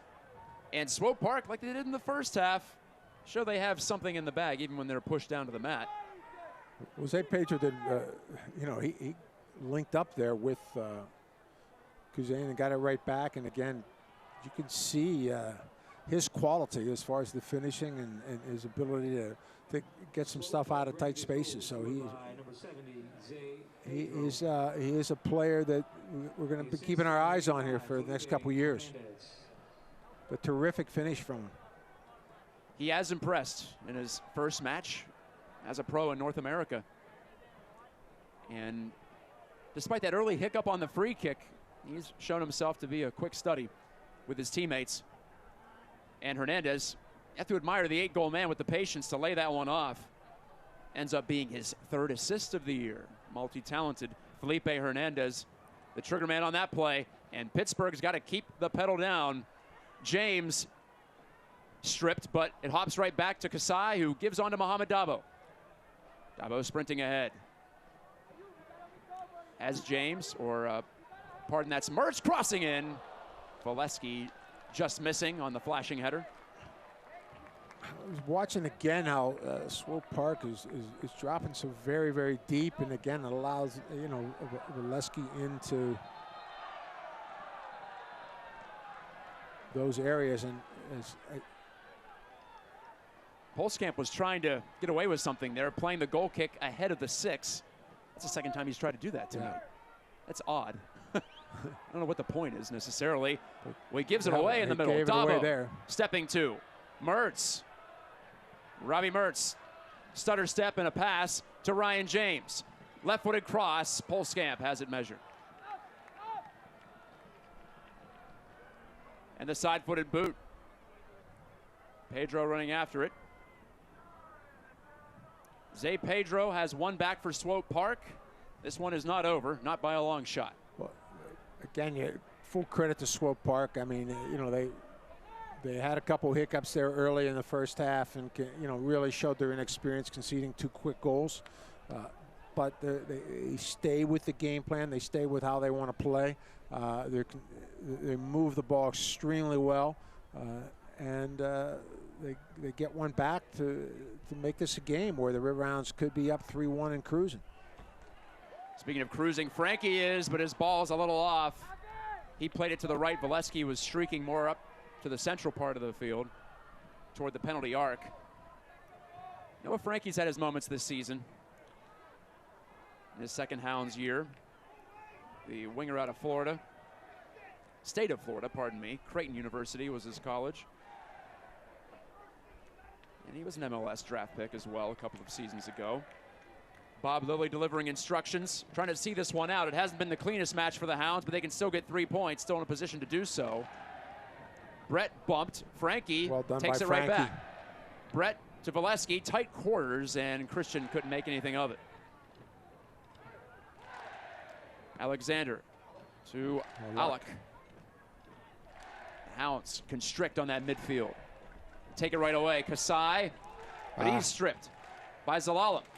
And Hernandez tries to play Pedro ahead. Easy ball for Toby Adewale to get in front of. A little too much from Sammy Kasai there again. I mean, he could have played simply out of the back to Thomas Vankiazil, was sitting there waiting for a pass,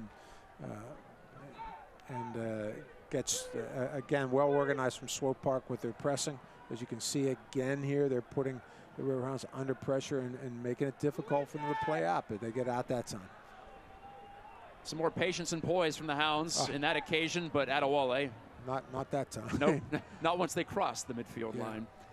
At least, fans, you can get updates and alerts all year long by following your club on ESPN.com. Search for the Hounds or Swope Park, and then click the follow button to keep up with the latest news and scores, plus get reminders on your team's next match. Go to ESPN.com now and click follow for your club. Throw in for Riley. Handed it off to, oh my, Ryan James. Had to go with the right foot. With the right, yeah, exactly. That surprised me. And he was about a foot high from bringing the house down. Keep this in mind for the Hounds, too. They started the match with a couple of normal starters out, and Kevin Kerr and Thomas Vankiazil and Cardo Forbes, of course. Forbes, don't forget about him, the usual captain and commander of that midfield. So they're trying to make sure they don't overextend themselves going into a two-match trip next week.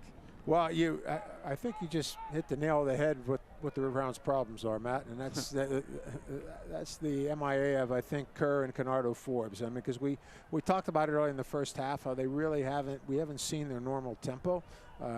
They really haven't had a lot of rhythm, a little bit out of sync, but when you're missing the two veterans like Forbes and Kevin Kerr, who are so composed in the midfield, are able to find space in between the lines very, very comfortably and do a great job of connecting lines. That has been a big difference. You see a lot of hard-working guys, but no Kerr for Forbes, and that's a great little ball to Decker. Decker wastes it. Kasai actually got a toe on it, but couldn't clear it out, and it bounced right to Ethan Vanacore Decker, and he's going to regret that one. Yep. When he stares up at the bus ceiling tonight, try to get some shut-eye. 3-2 Hounds. This is the highest scoring match of the season at Highmark. No clean sheet for either side, not even close. Austin Pack getting the directive to play the ball from referee Mari Skal, who's been very demonstrative tonight. We definitely know his name after this evening. Good Frankie. battle with Valesky. Valesky again strong in the air. Serve, finds Robbie Mertz. Mertz has Brett with him. What'll he do? He'll give it to Nico. Brett lines it up, has a go, and it's rejected. Blocked down by Rad. But right back to Ryan James. Now the Hounds with 17 minutes to go, give or take. Do they start to think about taking some of the air out of the ball, making Swope Park chase them? Here they do just that. Mertz in some open space, but confronted and dispossessed by Kuzain in the midfield. Kuzain to Alexander. And Alec, the second half substitute. Reneko Clark. Polskamp. Not much on this possession for Swope Park, and the Hounds will take it back. Polskamp, right to Ryan James. I'd like to see the Hounds build a little bit here. Can they keep it? Frankie will do his best. Slicing through Noah Frankie. Well done from Frankie. Frankie makes a run, wants it back from Mertz, and he'll get it. Noah Frankie to the end line. He'll cross it back. Polskamp got a hand on it, and he gets 2 mitts on it now. Well, tremendous effort there from Noah Frankie. He started that play and almost finished it. Finds Robbie Mertz and makes a terrific darting run to the corner. They find him, and he's able to, almost pull something out of that. So it was but great run for him, as we see a little foul by Adewale. The ball was deflected. Adewale's timing was thrown off. Nothing malicious there, but Hernandez still hurts nonetheless. And here we see Frankie to Mertz. Back to Frankie. Continues that run. Takes a nice touch by almost looking for, I think, a Nico Brett or a Sammy Kasai coming into the box, but Polskamp did well to get a hand on that. Swope Park again wasteful there with that chance. They've had a couple of looks here to try to tie it up, but the quality has betrayed them. It's been a wild one tonight at Highmark. never quite know how things are going to go. And with the Hounds working some of their bench players into the mix, Swope Park having some skill. It hasn't been easy. Some serious skill on Swope Park. They've been enjoyable to watch when they have the ball tonight. As has Pittsburgh, not there though. James, miscommunication with Nico Brett. Funky Azil will at least keep it up into the Swope Park half. Dabo soaring through, nearly sent Valesky away. That would have been something to see.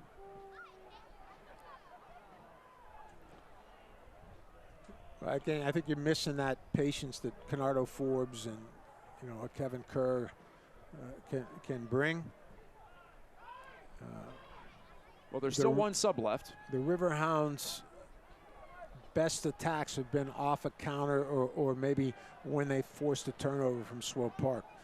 It hasn't been what we saw last week where we were stringing 10, 15 passes together and really create some terrific attacks. So they've been dangerous, but not necessarily dominant. That's a great word. Thanks for finishing my thought. That's perfect. I like the alliteration too. Swope Park, to that point, 55% possession for the visitors tonight. That's an impressive showing here in Pittsburgh. It's tough to keep the ball if you're not accustomed to this surface and how fast the game can move. Swope Park, of course, plays its home matches on the Sporting KC pitch at Children's Mercy Park. Wider area, and it plays bigger because of the natural grass too. Alec in possession now, but put it right behind its intended receiver, Decker. Frankie, that quickness and short burst for Noah Frankie, it always stands out. And Dover is called for that foul. And guess what? It's going to be another yellow card against a Hound. That's the 4th of the night issued by Murray Skull. The challenge on Alexander, who's now twice gotten the worst of it on this near touchline in the second half. And we'll have a chance to take a second look. He stepped on Alexander, but you can't say that's intentional. Yeah, no, he was just spinning out of the play, and Alexander was coming into him. I don't think that I don't think that Dover was stepping towards Alexander, but. Yeah, that's a little much in my mind too, but our opinions don't count, so we play on. What a night for Paul Child not to be here in the booth with us. I know he'd have a few words too. Anyway, 4 cards for the Hounds. They had 20 total coming into this match. It might be a good night not to have Paul in the booth maybe. with 4 maybe yellow cards. For his own sake, maybe, yeah, exactly. Maybe it was. Save him from himself. Ayub Alec to the back line, and Clark. Kuzain up the center of the pitch. Swope Park might have something here. Great ball from a Zalalem. Through ball. Vanacourt Decker can't catch up. Ryan James got his foot in there. I think it was him. There were a couple of Hounds in the vicinity. Yeah, Hounds did well there to get back, but that was a terrific look from Zalalem. This one's going to be up in the air until the end if the Hounds can't get a 4th. Again, full credit to Swope Park because we have seen so many teams here the last couple of weeks just really, once the Riverhounds have got up and then they've folded and not been really able to keep up with the game. And Swope Park has stayed focused. They've really stuck to how they want to play. And it's paid off for them because they stayed in the game. And whether or not they can get a result out of that, that's another question. But I've been really impressed with how they've attempted to play even when there's been a deficit. A bounding ball. Mertz is on it. Frankie sends the cross, a little weak there, trying to connect with Nico Brett, who was wide open on the backside. Wide open, yeah, and that's been Swope Park's downfall. I mean, they've struggled with those situations. Well, the Hounds have scored a lot of goals lately. Swope Park has conceded the 3rd most in the Eastern Conference. So you figured Pittsburgh would have some chances and some looks. Well, and the guy we've been missing, I think, is about to come in here, Canardo Forbes. So I think Bob wants to lock this down for the last couple of minutes, and certainly Canardo, the way he's been playing all year, is the guy to do that. If the Hounds want to get to the top 4 of the East, this is a key win to get and convert. That's a great point. I mean, they can't afford to drop a couple points tonight. They dropped too many early in the season. In fact, 1 or 2 they dropped against Swope Park. They were up 2-1. We're lucky to get out of there with a 2-2 draw at Children's Mercy Park. That's one of 8 draws on the season for the Hounds. Not all of them have been come from ahead, if you will, but several of them have been. Sammy Kasai will say goodnight and give the fans a hand as he strides to the touchline. And there's King Kenny, Kenardo Forbes. He'll take over in the 82nd minute, technically. The 31-year-old from Jamaica, the senior Hound. 14 assists in his Hounds career in 2 seasons, 6 this year, but Pittsburgh's not necessarily looking for offense right now from him. No, they want somebody to control the midfield. I think Bob wants somebody to settle down. I think Sammy Kasai has struggled to do that at times. You know, he's had a couple good moments, but not enough and not consistent enough. And certainly at this stage of the match, you want some composure and you want someone to really just calm things down in the midfield and lock this game down. Also fresh legs up top. Wilson Harris is playing center forward now for Swope Park. 19-year-old from California, Academy product, Sporting KC. He replaces Ethan Vanacore Decker. Both sides have exhausted their 3 substitutions each. This is it the rest of the way. Can the Hounds hang on and win their 4th in a row overall? 6 out of 7 at home. Mari Skull has another whistle here, and this one will go in favor of Pittsburgh, and a mock Bronx-style cheer rises up. A couple standing ovations out of that one, too, man. I'd love to see the fans get engaged here. It has been an emotional type evening. 5 goals go in. It tends to fray the tempers of some and get the nerves jangling. Soft little header and a perfect one. Well, the Riverhound faithful are certainly not accustomed to seeing 4 yellow cards in 1 match. So it's and they've let the referee know it. The Hounds get a corner out of it. Nico Brett helped win that. Pittsburgh had 3 corners in the opening 10 minutes. This is their first since then. Forbes will handle. And it'll go short quickly.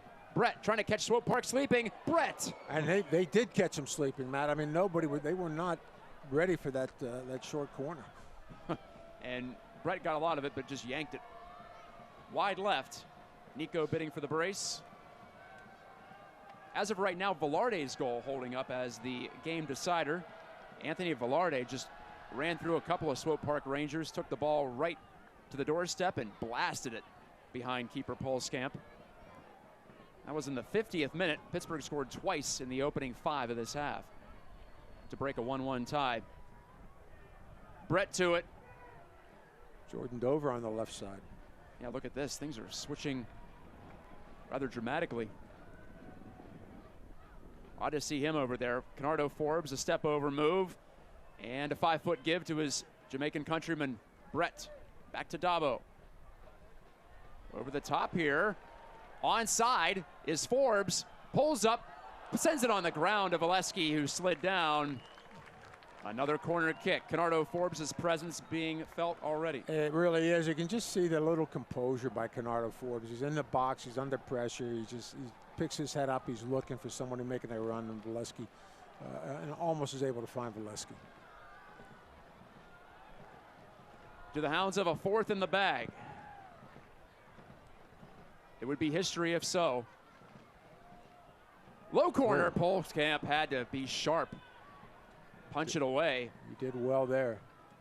That thing had some velocity from the corner. Looked like it would have gone in if he didn't handle it well.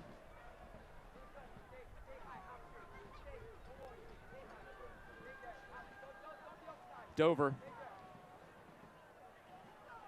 taking his time, as you might imagine. Mertz wiped out from behind. Dover lets it ride, and wrongly, as it turns out. He should have played it. It was off of Mertz last.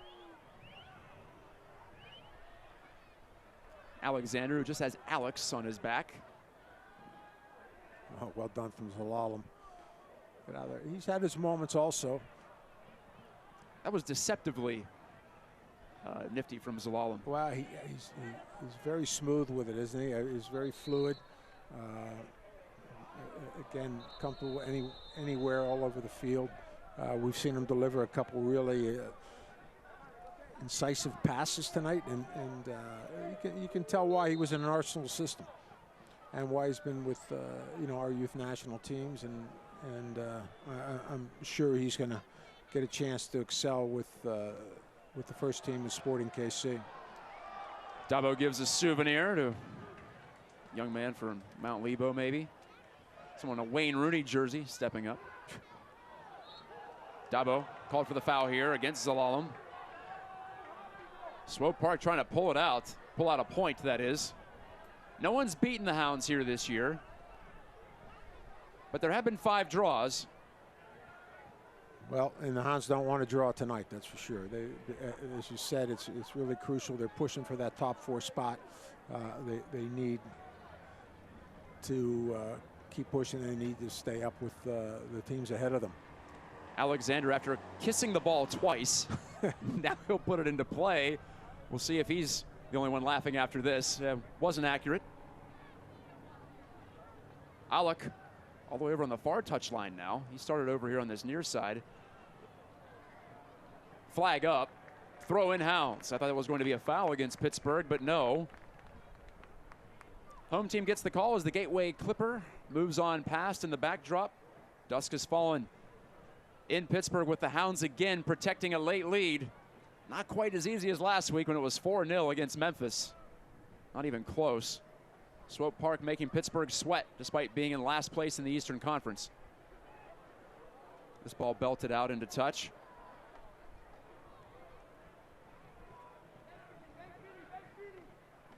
Alexander thought about one way, thought about the other. Instead he gives it up. Next home match for the Hounds 2 weeks from now against Loudoun United, another young squad. Austin Pack on the spot. Grabs it in his breadbasket. Might have been clipped on his way to the ball by Wilson Harris. Yeah, but quickly off his lines. We talked about it earlier. Austin Pack is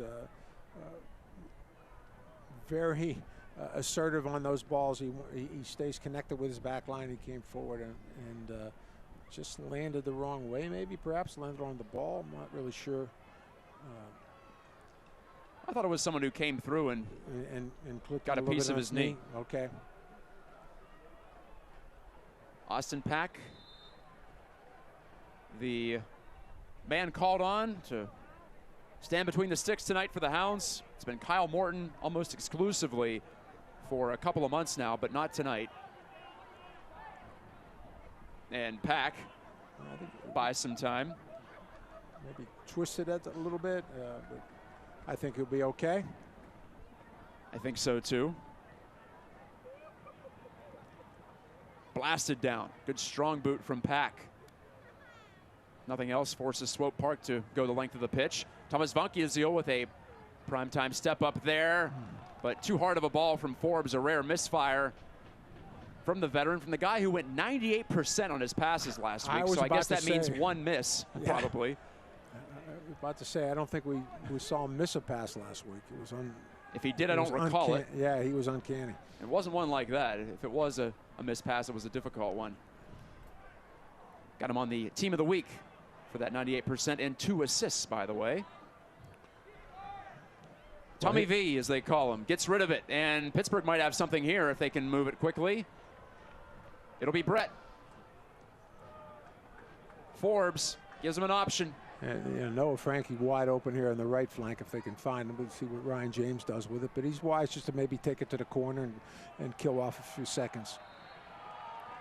And it'll be a Hounds restart. That helps the cause as we tick down to the end of 90. Fourth official, John Caruso, programming the board for 4 minutes. That is 4 minutes to be added on. 4 minutes separating the Hounds from their 4th straight win. Mari Skal playing defender there on the restart. 3 minutes go up. Pardon, it's 3. We were told 4 initially. It might have been up in the air there. Of course, it's all guesswork anyway from the referees. Pittsburgh will take that call, that change, and Paulo Nagamura arguing that. Not happy with that loss of a minute there. As you might imagine. Ryan James looking to run the gauntlet himself. But I think that's fair. I mean, really, 3 minutes for 6 substitutions, but no real injuries or anything like that to deal with. No major delays, a few cards, but.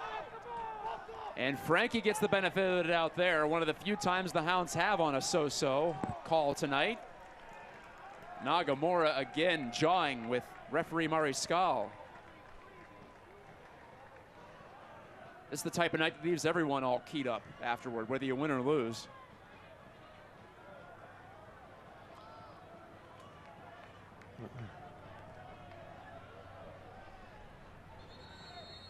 Frankie on the chase. Swope Park has not won on the road this season, but they do have a couple of draws. The spray from Murray Skal very close to the feet of Nagamura. That was a funny image there. I thought he was actually making a line where Nagamura couldn't cross. Yeah, poor Nagamura is not happy with any of this, but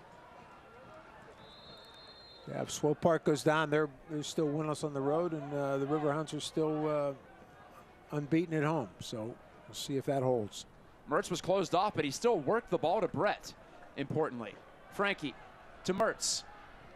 Robbie Mertz has an assist in this game. Noah Frankie steps to Frankie to the byline, crossing off a body. I think it was off the keeper, Polskamp. Yeah, I think Polskamp got a hand on that miraculously. And out for the corner. That was that close to a 4th goal. And Frankie was the creator. I need to take a second look at that because I couldn't quite tell to the naked eye what happened on the bouncing ball. Oh, it was off Brett and then the keeper. Brett was robbed. So Frankie give a high mark to John Polskamp in this game. Does really well. Made himself big, stayed up, and just able to swat that one away. The Hounds are moments away from closing this one out.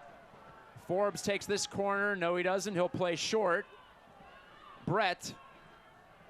Intelligent move here. Throw in Hounds. Very deep. Referee Murray Skal gestured at the sideline for something. I'm not sure what it was. Brett bumped off the ball. Foul called against Nico. Polskamp waving players forward. Last chance saloon for Swope Park. And Polskamp has to take the ball back to the corner. So he just lost himself some time. He did, by trying to move it ahead. Polskamp needs every bit of energy on this boot to get it into a spot that's dangerous. That's it. He won't be able to do it. Hounds win. No, it's a foul. I'm sorry. My fault there. Fooled us and it fooled the crowd because they were getting ready to stand up. Yeah, I thought he was pointing right to the center circle. Hounds do not win. Hold that thought. Not yet. We're pretty deep into that 3 minutes, though, Matt. As you see there on your screen, we're 4 minutes into stoppage. Clark, desperate ball. Bunkiazil, the second half sub to a fellow sub. Forbes settles it down. This should probably be it. Long ball to the corner. Forbes is going to chase it, so is Polskamp. He hammers it out into touch. And there's the final whistle from Murray Skal. Hounds win. Hounds win for the second time this season. Pittsburgh has won 4 in a row. The Hounds are unbeaten at home still, and Swope Park still winless on the road. The coaches shake hands, and the Hounds congratulating themselves on taking care of business again. They are now 7-1-1 against teams out of a playoff position in the East so far this year. Gene, they did what they were supposed to do, even though it was more dramatic than they would like tonight. No, I think so. But again, the Riverhounds missing some key guys, maybe, so they didn't really have the normal flow and rhythm that I think that they would like to see. But they were dangerous, as we said all night, and really were able to put the game away with 3 early goals, 1 in the first half and 2 in the second half, and then able to hold Swope Park off. Credit to Swope Park; they never gave up. They had some very, very good moments with build-up and with some skillful play and scored a couple good goals. So tighter than the Riverhounds wanted, but the most important thing at this stage of the season is 3 points for Pittsburgh. Absolutely. Enjoyable match tonight. We'll have some highlights for you. After this break, Pittsburgh picks up its 10th win, and Swope Park its 12th loss. Back in a bit on ESPN Plus. Great to bring you the broadcast tonight, and we'll put a bow on it in just a moment.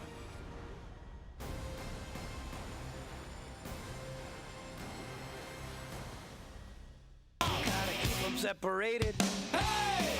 The man you're disrespecting me. Take him out. You gotta keep them separated.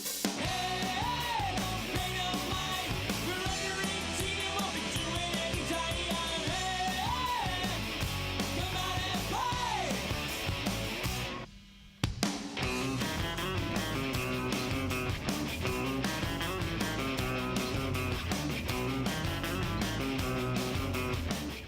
What do you call it when Western Pennsylvania's largest automotive retailer begins selling the region's most popular brand? Chevroletary. Also describes our grand opening offers. Introducing the all-new #1 Cochran Chevrolet, where you'll find a special 2-year lease on a sporty Trax from just $99 a month. The unequaled Equinox as low as $139 a month, plus $1,000 extra for trades at the all-new #1 Cochran Chevrolet. I should have been a cowboy. Toby Keith and his That's Country Bro Tour 2019.